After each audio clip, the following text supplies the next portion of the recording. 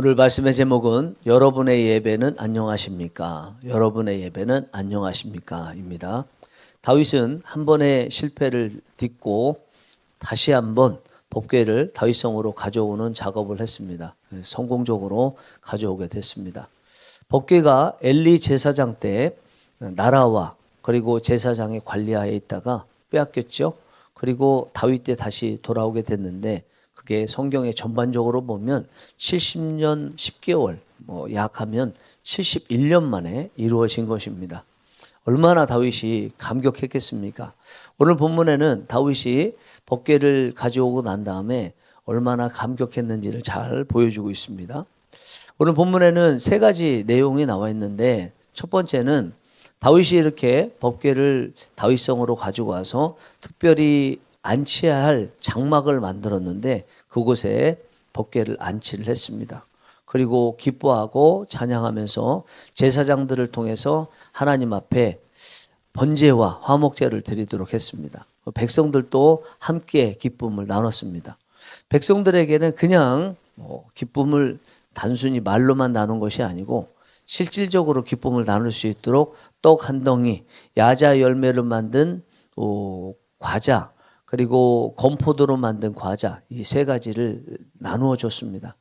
별거 아닌 것 같지만 백성들 전체에 나눠줬으니까 그것이 실질적으로 느껴지게 되었겠죠.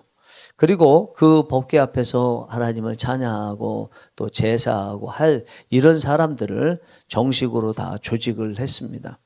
그리고 나서 하나님 앞에 온전히 영광을 올려드렸습니다. 그리고 제사장 브나야와 아하시엘은 항상 그 법궤 앞에서 나팔을 불게 했습니다. 그리고 나서 오늘 본문에 보니까 7절에서 36절까지 즉 30절의 분량으로 다윗이 하나님을 찬양하는 내용이 나옵니다. 순수하게 하나님을 찬양하고 하나님께 감사하는 모습을 보이고 있습니다. 반면에 마지막 부분 37절부터 43절까지의 내용은 여러분들이 자칫 이해하기 어려울 수 있는 내용이 나옵니다. 앞에 있는 번제와 화목제를 드렸던 내용과 반복 아닌가 이렇게 느껴지는 내용이 나오는데 비슷합니다. 그런데 한 가지 다른 게 있어요. 장소가 달라요. 앞에는 다윗성에 다윗이 마련한 그 장막에서의 모습이고요. 그리고 37절부터 42절까지의 내용은 기브온에서의 내용입니다.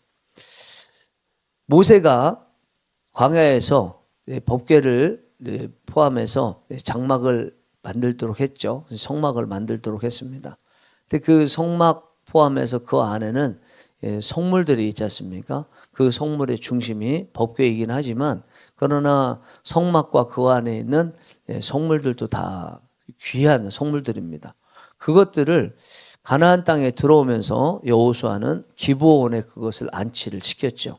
그러니까 기본적으로 성막과 관련된 것은 다 기브온에 있었어요. 그런데 법궤는 빼앗겼다가 다시 다윗이 예루살렘 다윗성으로 가지고 와서 그 법궤만 안치를 한 거죠. 그러니까 법궤에 관련해서는 다윗성에서 하나님께 예배 드렸지만 그러나 나머지 성물에 대해서는 기브온에 있었기 때문에 기브온에서 예배를 드렸습니다. 이 일을 제사장이 사독과 아비아달 두 사람이었는데 사독과 그의 형제들이 하도록 했습니다. 39절 40절을 보시면 제사장 사독과 그의 형제 제사장들에게 기브온 산당에서 여호와의 성막 앞에 모시게 하여 항상 아침 저녁으로 번제단 위에 여호와께 번제를 드리되 여호와의 율법에 기록하여 이스라엘에게 명령하신 대로 다 준행하게 하였고 제사 드리면서 하나님을 찬양하고 감사했다라고 말씀하고 있죠. 그러면 본문이 총 43절로 구성되어 있는데 이 43절은 세 가지 내용으로 구성된 것입니다. 크게 이야기하면 하나는 다윗성에서 법궤 앞에서 제사 드리는 것이고 두 번째는 다윗이 이것에 대해서 기뻐하면서 하나님을 찬양하는 것이고 마지막 세 번째는 기브온에서 법궤를 뺀 나머지 성물들이 있는 곳에서 하나님께 찬양하고 감사하고 예배드리는 내용으로 되어 있습니다. 이 세 가지 내용에 보면요 다 찬양이 나오죠. 첫 번째는 다윗성에서의 다윗과 제사장들과 레위인들과 백성들이 함께 하나님을 기뻐하고 찬양하는 내용이고요. 두 번째는 다윗이 30절 분량으로 하나님을 찬양하고 감사하는 내용이고, 마지막 세 번째는 기브온에서 하나님을 찬양하고 감사하는 내용입니다. 그런데 이 일이 어떻게 해서 이루어졌어요? 법궤가 들어옴으로써 지금 이루어졌죠. 법궤가 들어옴으로써라는 것은 하나님께서 오심으로써라고 말을 할 수 있습니다. 하나님의 임재가 있을 때 이렇게 기뻐했다는 것입니다. 하나님께서 임재하시자 이들이 감격하고 기뻐하고, 다윗 같은 경우에는 30절 분량으로 하나님을 찬양하고 감사하는 모습이 있었다는 것입니다. 그리고 이런 일들이 일어난 것이 다시 이야기하자면 의무로 된 것이 아니고 저절로 자동적으로 이루어졌다는 거죠. 하나님의 임재 앞에서 마치 뛰놀듯이 춤을 추듯이, 그리고 하나님께 예배하고 찬양하는 역사가 일어났습니다. 저는 우리가 항상 정식으로 교회에서 예배드리든 가정에서 예배드리든 각자의 직장 같은 곳에서 또 큐티하면서 하나님을 찬양하고 예배드리든, 아니면 일상의 어떤 삶을 사는데 우리가 예배의 삶을 살아야 되지 않습니까? 그 예배드리는 그 모든 것의 기본이 이렇게 돼야 되지 않을까 생각합니다. 이렇게라는 것은 하나님께서 임재하심으로 저절로 드려지는 예배, 저절로 감사가 나오고, 저절로 찬양이 나오고, 저절로 행복하게 되고, 저절로 천국이 이루어지는 예배, 이것이 기본이 되어야 되지 않을까 생각합니다.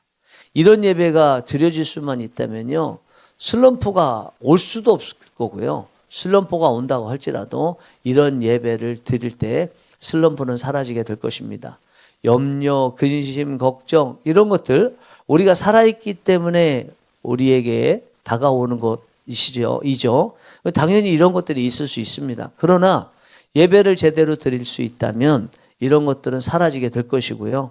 그러면 예배의 주기마다 우리의 염려, 근심, 걱정, 슬럼프가 일반적으로는 길게 오는 것을 말하는데, 아무리 길게 온다고 할지라도 예배의 주기마다 다 사라지게 될 것입니다. 일주일에 한 번씩 예배 드리는 분들은 일주일마다 슬럼프와 염려, 근심, 걱정이 다 사라질 것이고요. 수요 영성 기도회에도 오시는 분들은 적어도 사흘 만에 한 번 정도는 이런 염려, 근심, 걱정, 슬럼프, 미움, 시기, 질투, 이런 것들 다 사라지겠죠. 매일 새벽마다 예배 드리시는 분, 여러분들은 어떻겠습니까? 진짜 성령님이 오셔서, 하나님이 오셔서 이렇게 저절로 하나님을 찬양하게 되고 감사하게 되고 불평불만 없어지게 되고 하나님을 향해서 영광을 돌리게 되고 행복을 얻게 되고 천국이 얻어질 수 있다면, 매일 새벽마다 예배드리는 여러분들 같은 경우에 아무리 슬럼프나 뭐 이런 어려움이 있다 할지라도 그 하루면은 다 없어지겠죠. 이것이 이 예배를 온전히 드릴 때 우리에게 나타나는 놀라운 역사입니다. 매일 기쁨과 감사의 예배를 드릴 수 있도록 하기 위해서 오늘 앞에 나와 있는 다윗성에서의 예배나 아니면 뒤에 기브온에서의 예배나 동일하게 한 가지 나온 게 있습니다. 매일 아침 저녁으로 번제를 드렸다는 거죠. 아침 저녁으로 번제를 드렸어요. 그런데 아침 저녁으로 번제를 드릴 때 다윗성에서는 브나야와 아하시엘이 그랬고요. 그리고 기브온에서는 다른 레위 지파들이 그랬는데 나팔을 불었죠. 그러니까 아침에 저녁에 하루에 2번씩 하나님께 제사를 드렸는데 그때마다 나팔을 불었습니다. 그러면 이스라엘 백성들은 하루에 2번씩 나팔 소리를 들으면서 나름대로의 뭐 성전에 와서든 아니면 각자의 자리서든 하나님을 기억하고 하나님을 예배했겠죠. 근데 이것이 정말 처음에 법궤가 다윗성에 들어올 때 백성들과 다윗이 가졌던 그 기쁨이 평상시에도 이렇게 있었다면, 나팔 소리 들을 때마다 예배를 그때의 마음으로 드렸다면 모든 시름, 걱정 이런 것들 다 사라졌을 것이라고 생각합니다. 오늘날 우리도 한번 생각해 봅니다. 지금은 이제 진짜 완전히 사라진 것 같아요. 아주 오지 시골에 여전히 뭐 전통으로 남아 있는지 몇 교회나 전국에 있는지는 모르겠지만 10교회나 될까 모르겠습니다. 지금은 한 30년 또는 40년 전에 사라지게 된 것이 교회의 종소리였죠. 마치요 아침 저녁으로 제사를 드릴 때 나팔을 불었던 것처럼 네, 우리나라에서도 적어도 한 뭐 40년 전에는 교회가 예배 시간이 되면은 나팔 불듯이 종소리가 울렸지 않습니까? 그러면 하던 일 다 내려놓고 시골에서는 그렇게 바쁘게 농사 짓다가도 이 종소리 들으면은 얼른 집에 와서 씻고 그리고 교회에 가서 예배 드렸지 않습니까? 도시에서도 마찬가지였습니다. 그와 같은 일들이 만약에 아침 저녁으로 있다 그러면 그렇게 종소리가 울린다 그러면 우리도 아침 저녁으로 하나님 앞에 나름대로 자리에서 예배 드리면서 이런 슬럼프라든지 염려, 근심, 걱정, 시기, 질투, 미움, 다툼 이런 것들 다 사라지고 또 지옥 같았던 마음들 사라지고 천국 같은 마음으로 변화됐겠죠. 그런데 안타깝게도 이런 그 교회 종소리가 더 이상 없어지는 시대에 살고 있습니다. 그러면 우리는 어떻게 해야 될까요? 제가 생각하면서 실질적으로 이런 그 나팔 소리 같은 예배의 시간을 알고 기쁨을 누릴 수 있는 방법이 뭐가 있을까 생각할 때 알람인 것 같습니다. 알람도 그냥 알람이 아니라 이 예배와 관련된 알람에 대해서는요, 그 음악을 교회에 종소리로 하면 어떨까? 아니면 크게 선포하는 부활절 할렐루야 찬양송이라든지 이런 것들로 맞춰놓게 되면 그 순간에 성령님께서 임재하시기를 간절히 바라고 성령님께서 임재하시며 그러면서 지금까지 있었던 모든 그 원치 않는 것들이 다 사라지고 지옥과 같은 마음도 다 사라지고 천국과 같은 놀라운 변화의 역사가 있지 않을까 생각합니다. 여러분들의 알람을 여러 가지 맞추시겠지만 예배 알람은 늘 몸으로 알고 있을지라도 맞춰 놓으시고 그 알람에 음악을 이렇게 나팔 소리나 아니면 찬양으로 맞추시면 정말 구약 시대에 다윗이 법궤를 가져올 때 가졌던 그 예배의 기쁨을 우리도 가질 수 있지 않을까 생각합니다. 사랑하는 성령 일하시는 교회 여러분, 여러분들의 예배는 안녕합니까? 여러분들의 예배 드릴 때 성령님께서 임재하심으로 저절로 감사가 나오고 찬양이 나오고 하나님을 향해서 칭송하고 염려, 근심, 걱정, 불안, 시기, 질투, 미움, 다툼, 슬럼프 이런 것이 저절로 사라지는 그런 예배를 여러분들은 드리고 계십니까? 하나님께서 임재하심으로 가능한데 하나님께서 임재하시도록 하기 위해서 여러분들은 무엇을 하고 계십니까? 만약에 여러분들께서 이렇게 기쁨으로 예배 드리는 모습을 보면서 누군가 여러분들께 아니 어떻게 하면 그렇게 염려, 근심, 걱정, 슬럼프 다 없애고 천국과 같은 마음으로 행복하게 예배 드릴 수 있습니까? 또 더 나아가서 그게 하나님께서 임재하심으로 저절로 이루어지는 것이라고 알고 있는데 어떻게 하나님께서 늘 예배 때마다 임재하시도록 하고 있습니까? 라고 물어본다면 여러분들은 뭐라고 답하시겠습니까? 누군가가 여러분들에게 물어보실 때 여러분은 누구는 일주일에 몇 번 예배 드십니까? 얼마 만에 천국이 이루어지고 계십니까? 라고 물어보신다면 여러분들은 뭐라고 답하시겠습니까? 여러분들의 천국이 이루어지는 것이 매일 이루어지기 원합니다. 조금 더 나아가서 오늘 본문에 나와 있는 내용으로 보자면 아침 저녁으로 이루어지기 원합니다. 그런데 이거를 구약에서는 상번제라고 그랬습니다. 항상 드리는 번제.